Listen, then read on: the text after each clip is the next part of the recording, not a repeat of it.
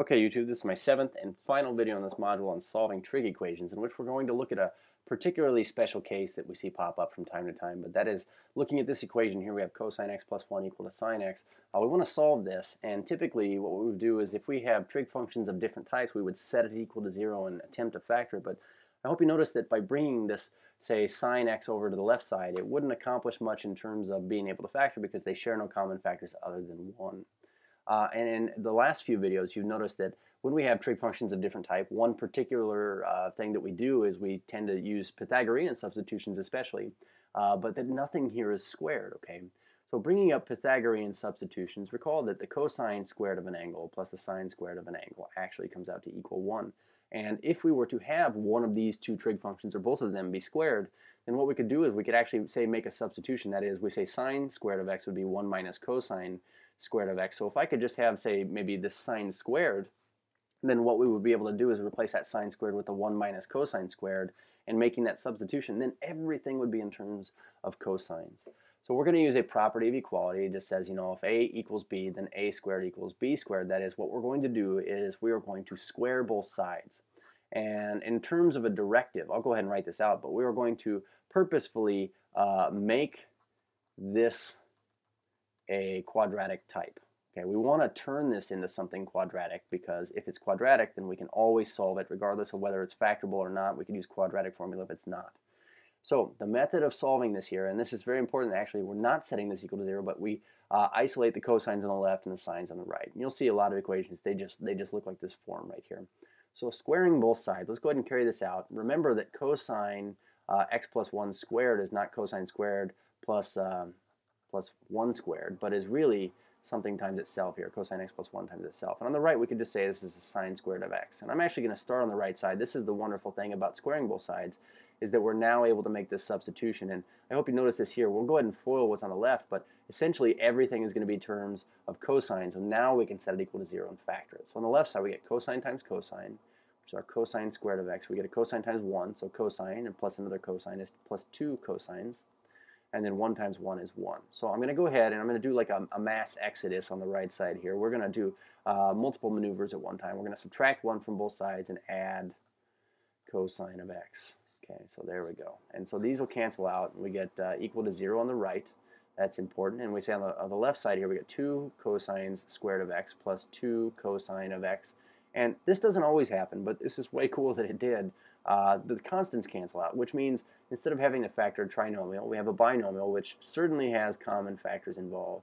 So we're going to factor out both of these. We're going to factor out a 2 and a cosine of x. So we get left with this. We get a single cosine of x. This will be a plus 1 equal to 0. And now that we have this factored expression, we can go ahead and set each of these factors equal to 0. So we have 2 cosine x equals 0 and cosine of x plus 1 equaling 0.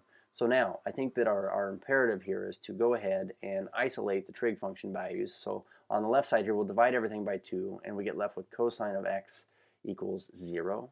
And we get on the right side here, we get cosine of x equaling negative 1. So since we've isolated the trig functions now, as we often do, we'll go ahead and undo these using inverse trig functions. And we're going to have to ask about what angles, you know, would have caused these trig values to occur.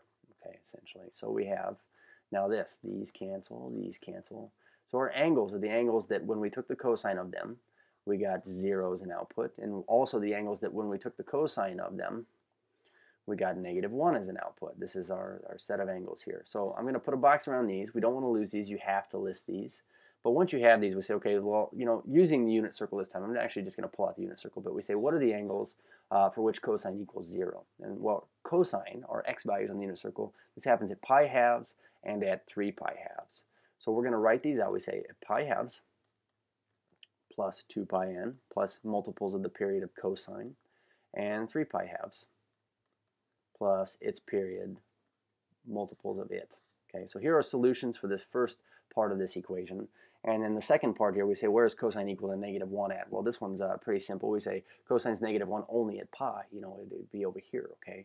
So there's only one angle that satisfies this. So we'd say x equals pi plus multiples of its period.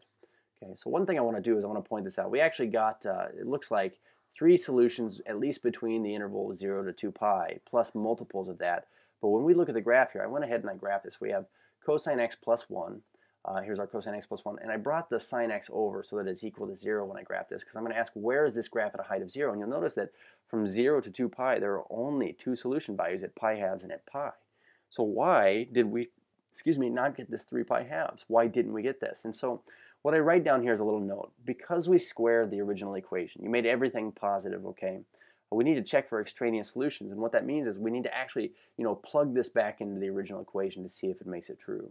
So, for instance, this pi halves, if we were to look at the original equation, if we said cosine of pi halves, it is an equation, so we could plug this back in to see if we get a true statement here is equal to sine of pi halves. And of course, cosine of pi halves is this 90-degree angle here. The cosine at pi halves is 0.